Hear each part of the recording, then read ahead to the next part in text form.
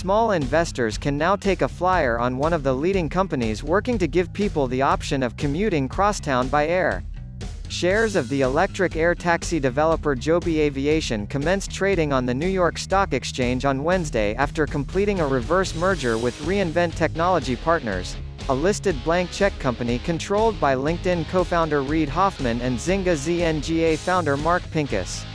Outside the NYSE, Joby showed off a prototype of its unique 5-seat electric aircraft, the product of 12 years of secretive development work in the woods of Northern California, which it trucked cross-country for the occasion. Joby founder and CEO Joe Ben Bevert will be traveling back home with $1.1 billion more in the company's coffers from the merger and an accompanying private share sale to institutional investors.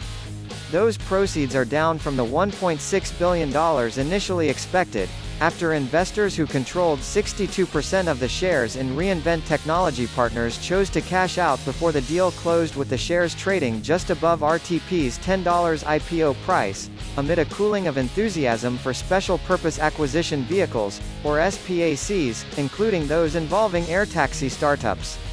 Nonetheless, Bevert says that the $1.1 billion raised, combined with the roughly $500 million in cash that his Santa Cruz, California-based company had on hand as of March 31st, is all the money he needs to start manufacturing his novel aircraft, which is designed to take off like a helicopter and then tilt its 6 rotors forward to fly like an airplane,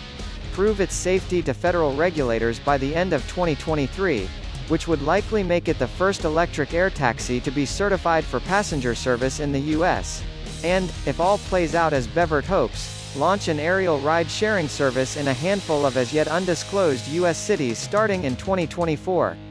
Joby is projecting that it will burn through roughly $1.1 billion from 2021 through the end of that year.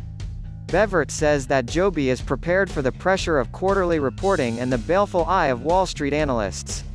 "We've laid out a plan for what we're going to execute on over the coming years," he told Forbes.